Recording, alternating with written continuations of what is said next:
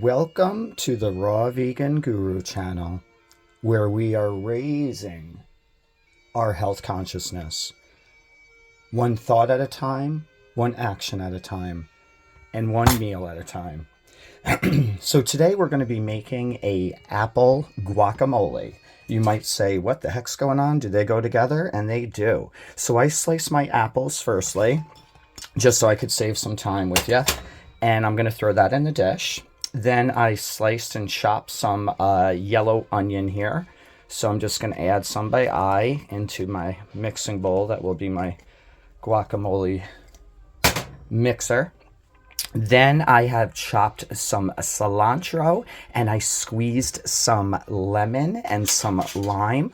So I'm going to bring that into my mix. But on the other side of things, I was going to chop everything and have it ready for you, but I thought this would be a good opportunity to show you how I cut some of my vegetables and items so that maybe it could help give you ideas when you do it in your kitchen. So I have my bell pepper here, just like we hopefully always rock with each day. And what I do is, and I already started, so just to show you, I cut off the top. So boom, I'm out. Top, done. Then I'm going to cut the bottom here, and I'm going to expose and open it as so. And with that being said, I'm just going to make a slice, and I'm going to roll my knife around as so, just to get those seeds out. Now, in previous videos, and anybody who knows me knows, I never throw my seeds out. So I'm going to save those guys, boom, and dry them out so that I can store them and have them for a growing season. So now I have my bell pepper, and I'm just going to kind of chop slop on this cut. I'm not going to be very technical. As you can see, it's just kind of like I'm going to square it off here. And I love the crispness of the bell pepper. If I had some good organic hot peppers, I'd be bringing that in the game, but I don't today. All right, so now when we come into our garlic, I thought this was a good choice. Everybody might have their own method. What I do is I'll cut off the bottom piece and I'll hold this little nubber with my knife so that I separate it from the garlic itself.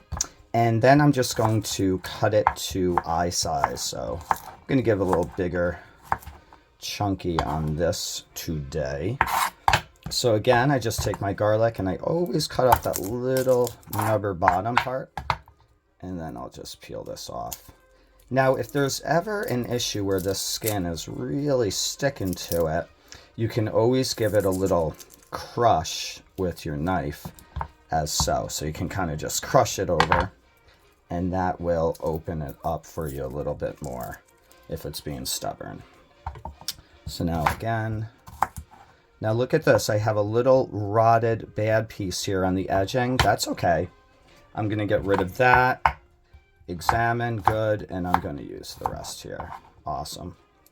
Now let's get into our tomato. Let me get these skins out of here. There's nothing worse than doing your thing and getting one of these like paper skins in your food, and then you find out and you're like, what the heck?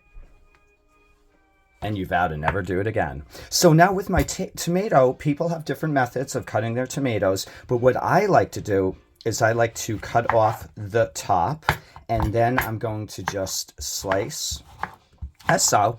It's by eye. What do you want? How big would you like it?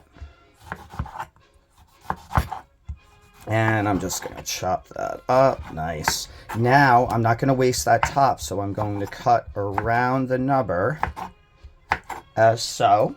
And then I'm going to come back and just go a little chop shop there. Maybe come around. See, make it a little rough.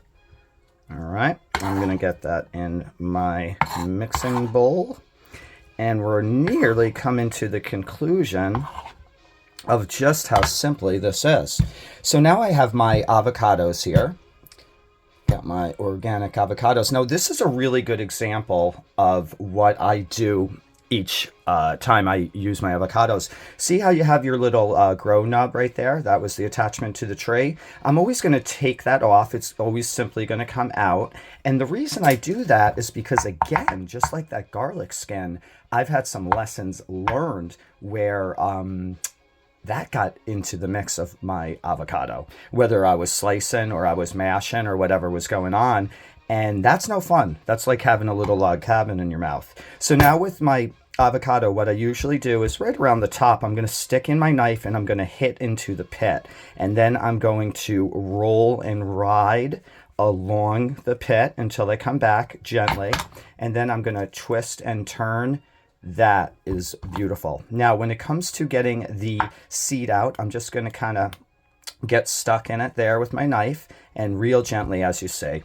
Always be very mindful and very careful when you're working with the avocado because it can be a little bit slippery.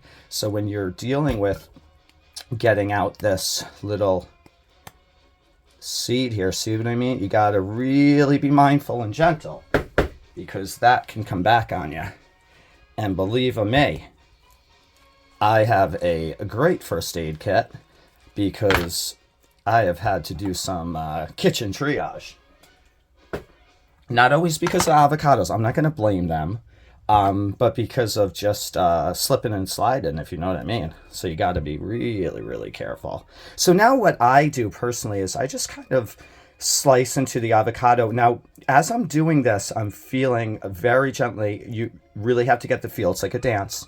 And I'm going to hit the skin on the inside, and then I'm going to ride and come right out again. Okay, so I'm just going to hit that skin and play around. Now, the reason that I do that is it makes mashing it and dealing with it a lot easier than just scooping the whole guy out.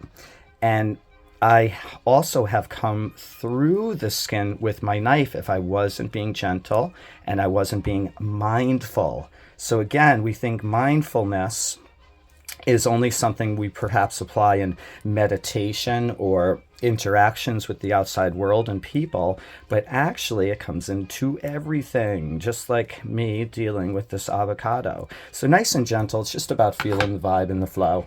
So now with that being said, let's get our spoon out. I'm just going to scoop a doop and I'm going to throw this into my little mixing dish for today. Now, what I really like about this recipe is with using the lemon and the lime, and then I also am going to bring in my pink Himalayan sea salt. That's going to be like a natural preservative. That's going to help give you a little bit more time with this guac. So you make this today. Let's say it's, a Monday, and you can probably ride into Friday. So about a week. I always keep things the best I can in like an airtight glass, always glass. We ain't messing with no plastics. And yeah, it should last about that.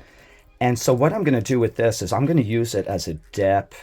I'm going to do my zucchini or my bell pepper, or if I get crazy, my sprouted wraps, I'll use like a chip. And then I'm also going to use this. I'm going to top this on my salads, and I'm going to basically eat it by spoon as well. So now we have that, and let's get this cutting board out of here. And anybody who knows me knows what the heck's going on if there is not hot peppers. So I have some organic, we're talking intensity here, but that's how I like it, organic white ghost chili pepper powder.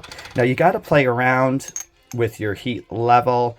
I'm going to do a little tinkle on that. As you can see, that was bigger than a tinkle because I like to make noises after I eat something hot.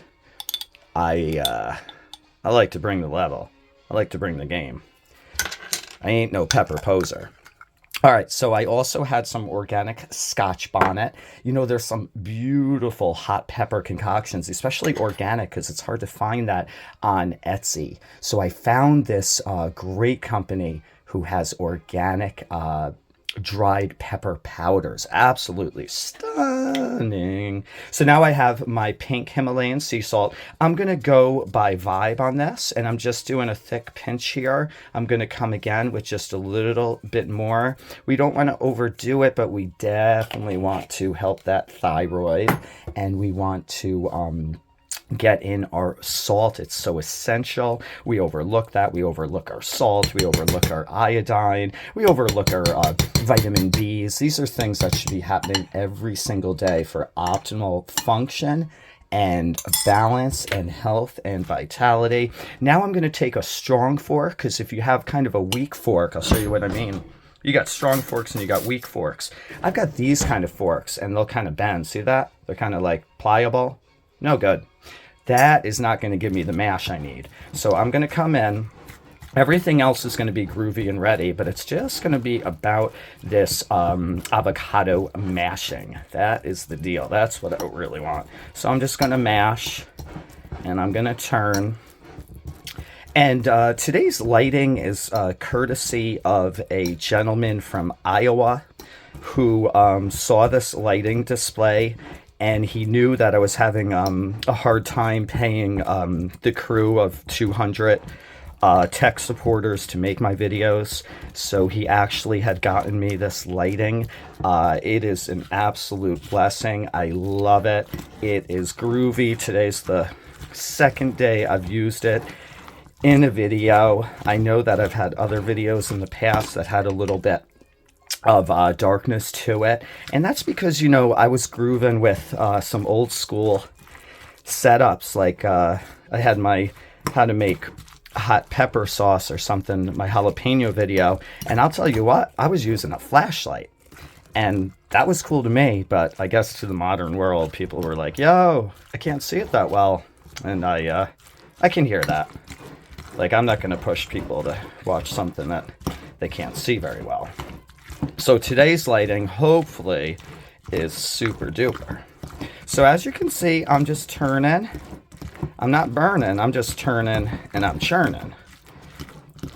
And I'm liking what I'm seeing right now, I gotta tell you. I can feel it. So this might be the jam. So let's get in here and let's see if it happened.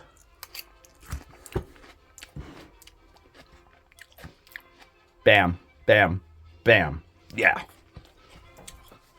That's how it's going on today. That's a done deal. Now you can go to taste a little. You can bring in a little bit more sea salt. You could bring in some black pepper. I'm going to top it with some crushed red pepper flakes because I want a little zip in the dip. So that is how we make a apple guacamole. Never forget your cilantro. I'll tell you, I love that stuff. It's so good. And it's so good for you. So I hope today's video has helped to give you some ideas of how simple it can be just to make a beautiful raw dish and really, really elevate your balanced body and your mind. Thank you for joining the Raw Vegan Guru. Please subscribe and share this video. Comment on the bottom. Tell me what I'm doing right. Tell me what I'm doing wrong. Give the love. Give the criticism. It's all going to be okay in the end. Love ya. Thank you. Bye.